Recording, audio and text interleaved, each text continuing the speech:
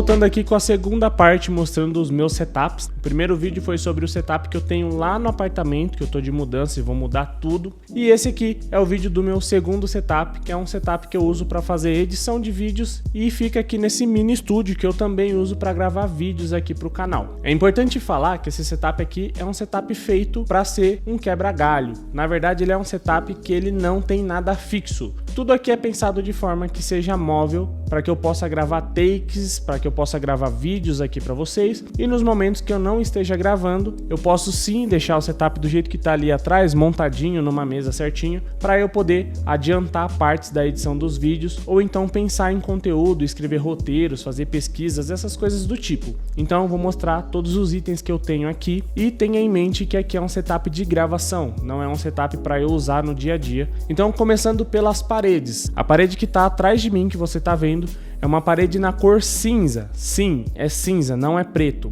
Eu já pintei essa parede de preto, mas o preto é uma cor muito difícil de se lidar, porque ele absorve muita luz. Você precisa de luzes muito potentes para poder fazer gravações legais aí numa parede pintada de preto. E além disso, a parede pintada com tinta preta é uma parede que mancha muito.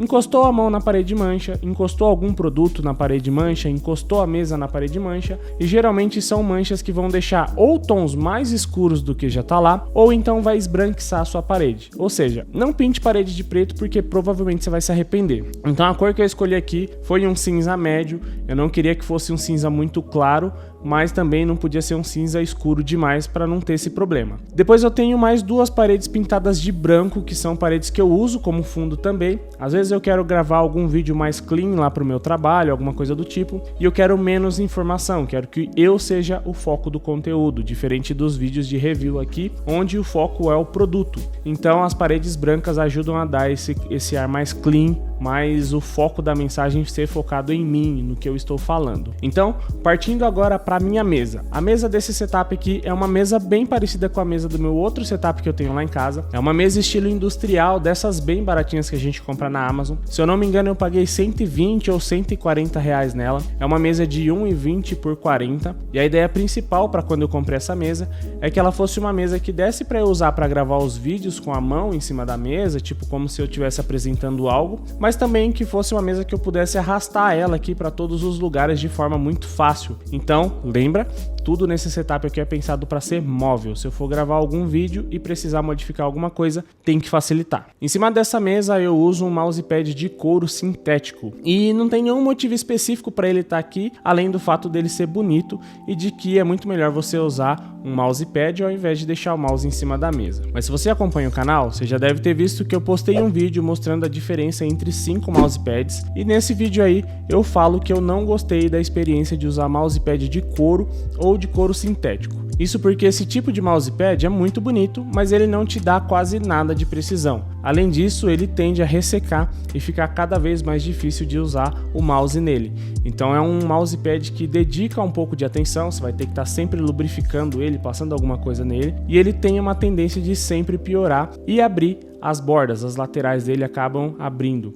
Então eu não indico esse tipo de mousepad, mas eu deixo ele aqui porque fica muito bonito para as filmagens e eu uso muito pouco. Em cima desse mousepad a gente vai ter um mouse que é o Logitech G705, que já saiu review aqui no canal. No caso, esse mouse que ficou aqui é o mesmo mouse que eu usei para fazer o review, só que quando ele estava com 10, 11 meses de uso, a scroll wheel dele deu problema, a gente entrou em contato com a Logitech, porque esse mouse é da Paula, né? E acontece que o RMA da Logitech tem um atendimento muito bom. Eles mandaram um mouse novo para Paula, e como esse mouse aí tá com problema na scroll wheel, eu acabei trazendo ele para usar aqui. O setup aqui eu uso para fazer um pouco de edição de vídeos e escrever roteiros, então a scroll wheel é muito pouco utilizada nesse tipo de uso. Então eu trouxe ele para cá porque, além de tudo, ele é um mouse que tem uma qualidade muito boa e o problema dele não me afeta. E também aqui em cima da mesa a gente tem um tecladinho da Logitech, que é o K380. Esse teclado aqui não tem nada demais, ele é um teclado de membrana, mas ele é muito bom. E eu tenho uma predileção muito grande de usar esse teclado do que usar o teclado do MacBook Air que a gente usa aqui, porque se eu ficar usando o teclado do MacBook e der problema, é muito mais caro de consertar do que usar um teclado externo, que é muito bom. O K380 tem uma experiência de digitação muito agradável, lembra muito as teclas de um notebook normal, mas ele tem toda a qualidade de um produto Logitech.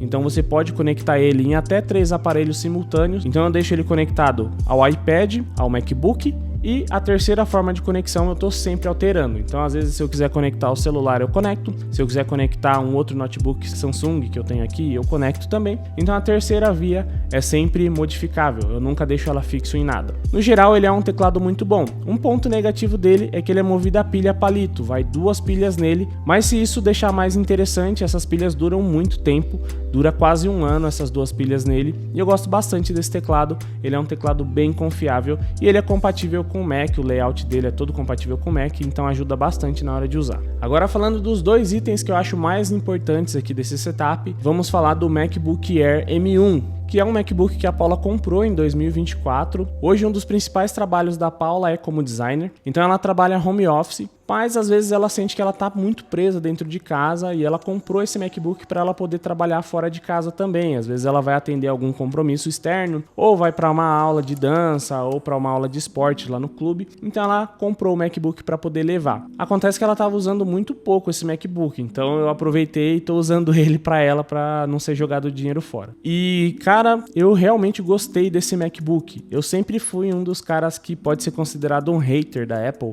mas acontece que depois que ela comprou o MacBook Air M1, lembrando que esse modelo é o M1, ele é de 2018 ou 2019, e ele funciona muito bem até hoje. A tela do MacBook é maravilhosa e, cara, quando você pega um MacBook na mão, você sente a qualidade do produto.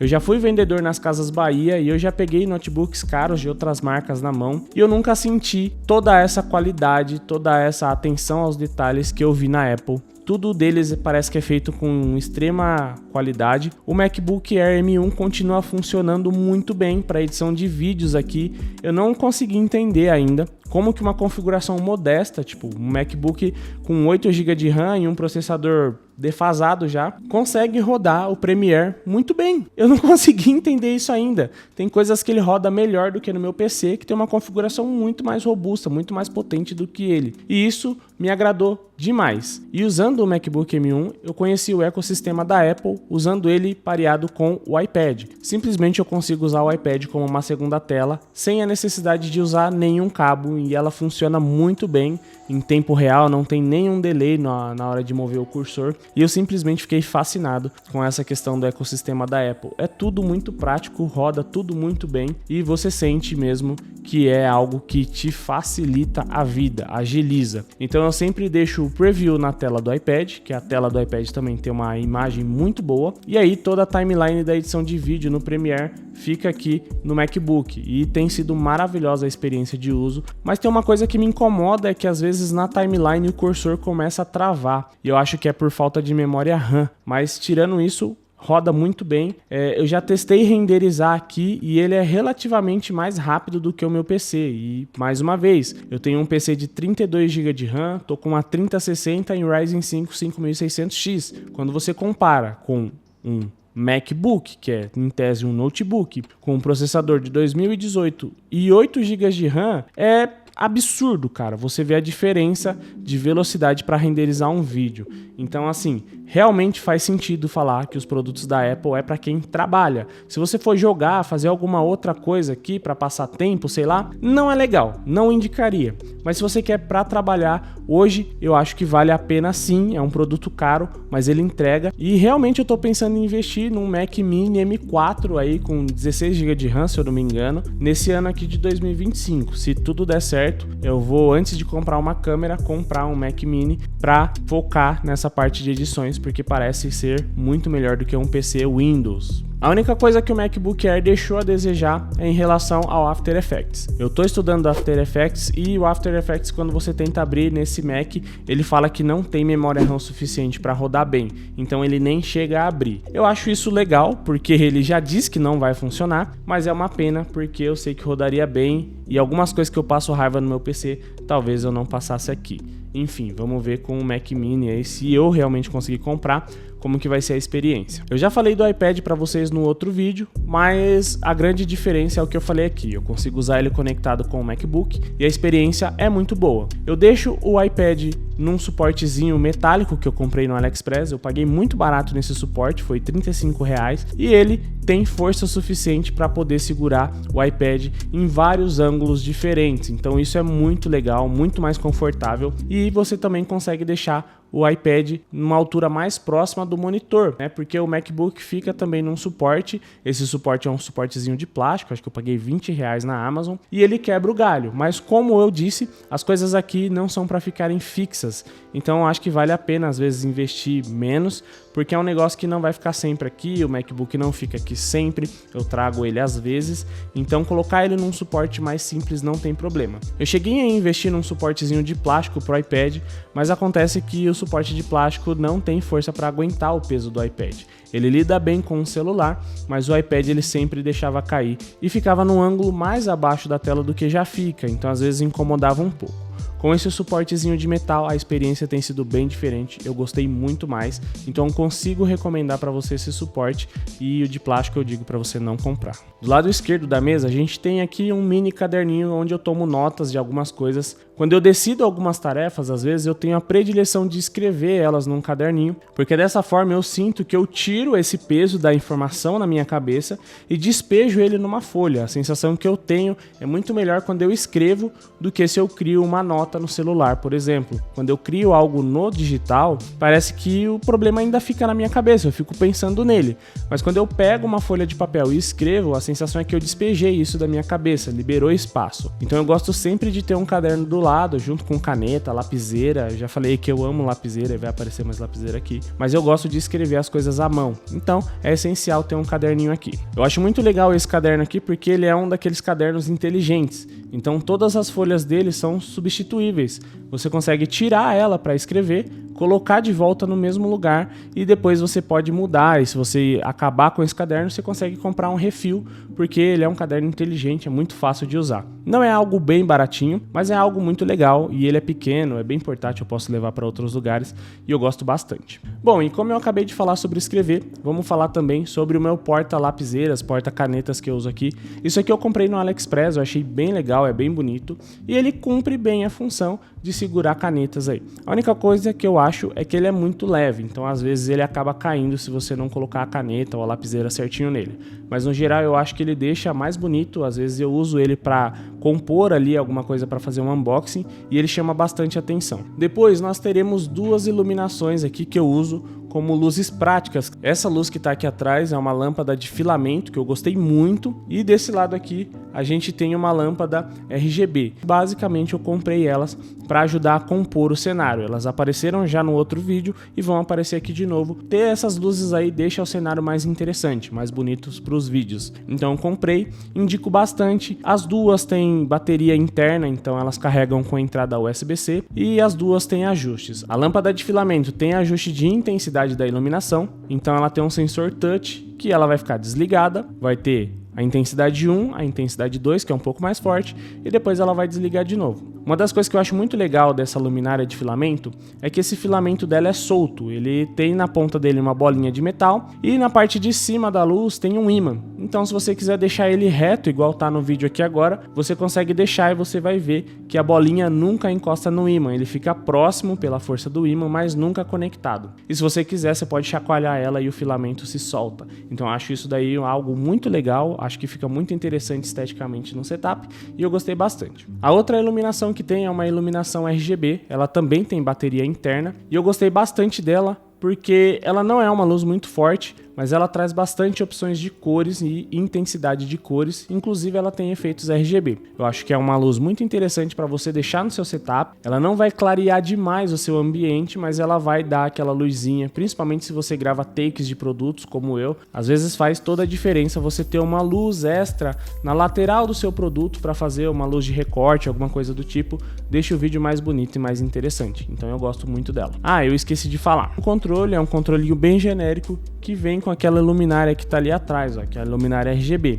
Então você consegue mudar as cores pela luminária, mas você também consegue fazer a mudança pelo controlinho. E o legal é que ele tem várias opções de cores, várias intensidades de cores, né? Você pode aumentar ou diminuir a potência da lâmpada e isso vai impactar diretamente no consumo da bateria dela. Outra coisa legal é que qualquer um desses controlinhos genéricos vai funcionar na lâmpada. Então, se você tiver mais de um, você pode deixar em ambientes diferentes, porque quando você levar a lâmpada lá para aquele ambiente, o controle vai funcionar nela também. Depois a gente tem a cadeira desse meu setup. Cara, sendo bem sincero, quando eu comprei essa cadeira aqui, eu tava com pouquíssima grana e eu só queria uma cadeira que tivesse um pouco mais de ergonomia do que as cadeiras tradicionais de escritório que a gente vê por aí, as baratinhas, sabe? Eu escolhi essa cadeira aqui que tem um encosto em tela mesh, porque eu já conheço a tela mesh da minha cadeira DT3 Office Maya, que já tem review aí no canal também, e eu sei que eu gosto da tela mesh. É um tecido que é bem respirável, ele é feito de nylon, tem uma durabilidade muito boa. E outra coisa que me chamou a atenção dessa cadeira é que o encosto dela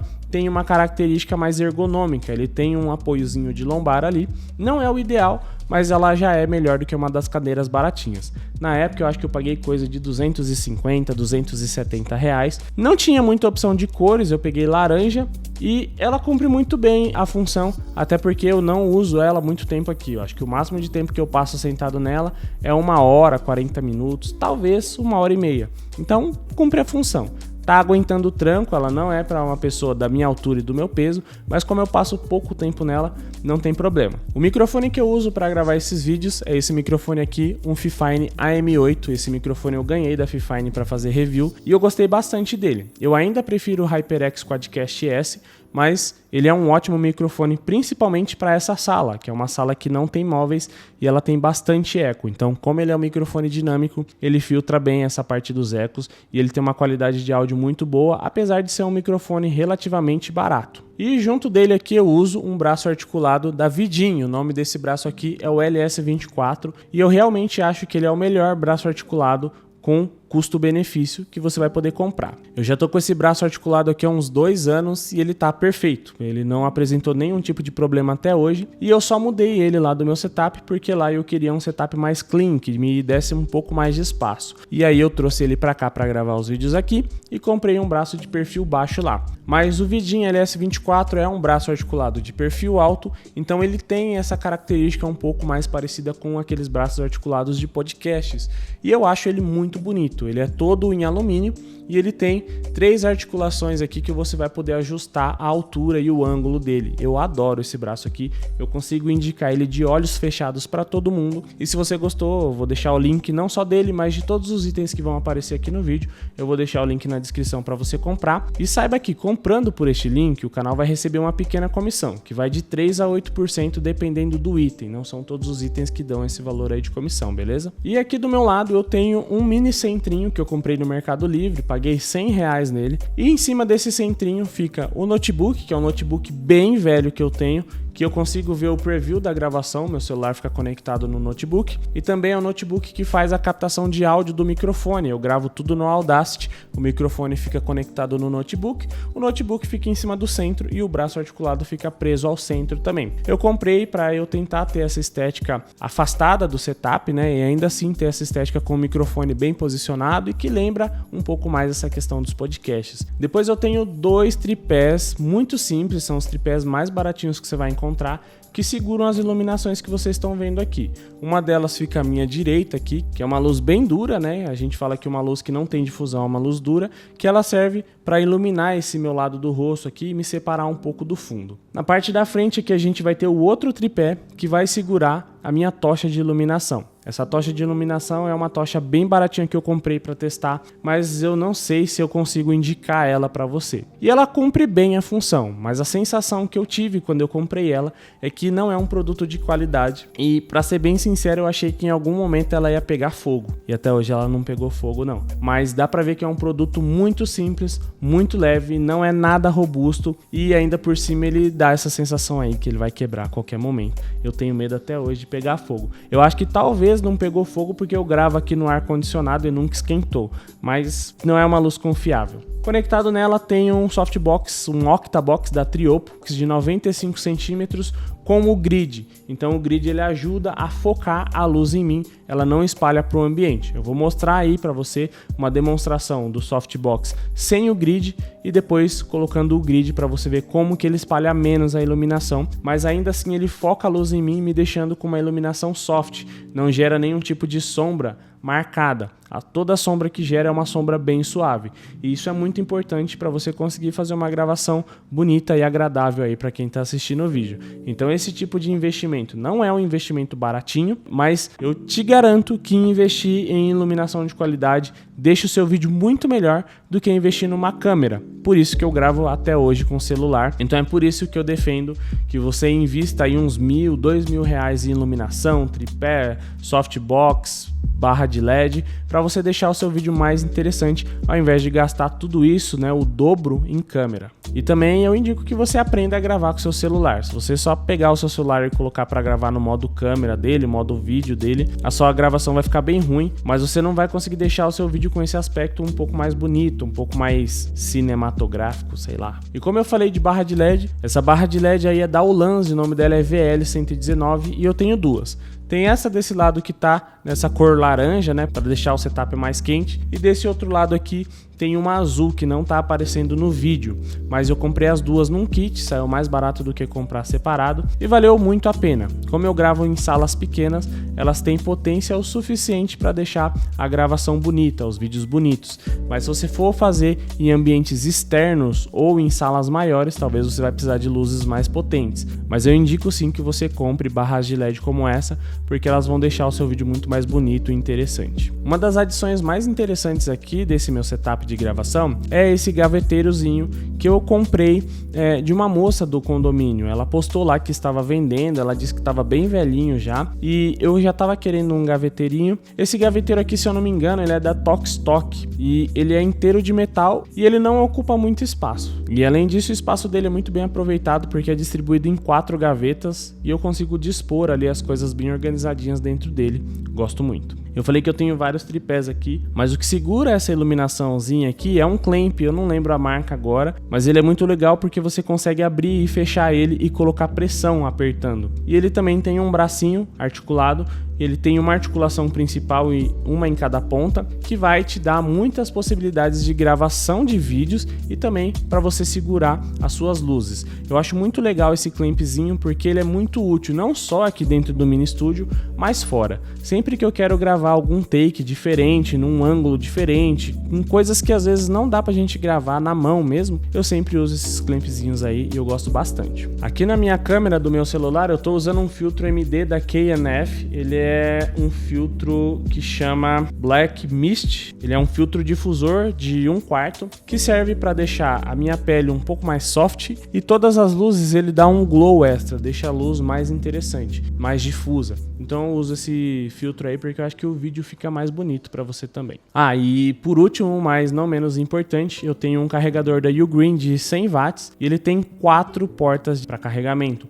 Então ele é muito importante aqui nesse meu mini estúdio, porque é ele que serve como estação de alimentação de todas essas coisas que a gente está vendo aqui. Eu carrego o MacBook com ele, ele tem certificação da Apple, então o MacBook não reclama de carregar nele. Eu carrego o iPad, eu carrego essas lâmpadas, todas essas luzes aqui que tem bateria, eu carrego nele e as coisas que precisa ficar conectadas às vezes também deixo nele. Cara, ele é de uma qualidade, de uma robustez, de uma confiança absurda.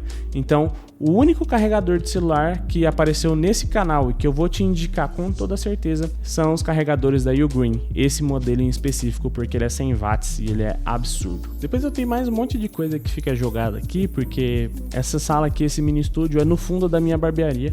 Essa era uma sala que eu sublocava para um tatuador, mas assim que ele se mudou eu decidi ficar com a sala para mim, para eu poder usar como esse mini estúdio aqui. Então também deixo algumas bagunças aqui, nesse momento eu tô olhando, tem bastante coisa que é da barbearia mesmo, então faz sentido mostrar aqui para vocês. Mas a ideia aqui é que você veja que você não precisa de muitas coisas para você poder montar um setupzinho de gravação para você. Você não precisa de coisas muito caras, até porque tudo que eu uso aqui ou são de marcas chinesas genéricas, e é sempre tudo o mais barato possível. mas é o que você precisa para começar a gravar. Então, os primeiros investimentos que a gente faz são os investimentos mais difíceis, mas eu te garanto que se você investir em iluminação, em produtos que têm qualidade, mas não precisa ser o produto da melhor marca, não precisa ser o produto mais caro, e já vai te fazer uma diferença muito grande. Então, essa é a visão que eu quero passar para vocês aqui no vídeo. Bom, eu acho que eu mostrei tudo de importante aqui para vocês. Espero que vocês tenham gostado do vídeo. Não esquece de dar um like e se você gostou do vídeo, do conteúdo, assista outros vídeos do canal, pode ser que você goste. Principalmente o vídeo de setup que eu postei no dia 1º desse ano. Foi um vídeo que está dando um resultado muito legal. Ele me trouxe mais de 300 inscritos aqui para o canal. Fiquei muito feliz e eu estou aproveitando aqui para pedir a sua inscrição aí para ajudar o canal a continuar crescendo e poder trazer mais conteúdos legais e mais review de equipamento, porque infelizmente para você conseguir trazer coisas legais é muito importante que você tenha um número de inscritos altos, porque se eu tiver que comprar tudo com o dinheiro do meu trabalho, eu sou barbeiro, então vai dificultar muito as coisas. Com um número maior de inscritos, as empresas se interessam mais pelo canal e elas ficam dispostas a me enviar os produtos, e aí eu faço um trabalho de curadoria e faço reviews aí 100% verdadeiros para vocês. Então eu queria te agradecer aqui e conto com você no próximo vídeo. Tchau!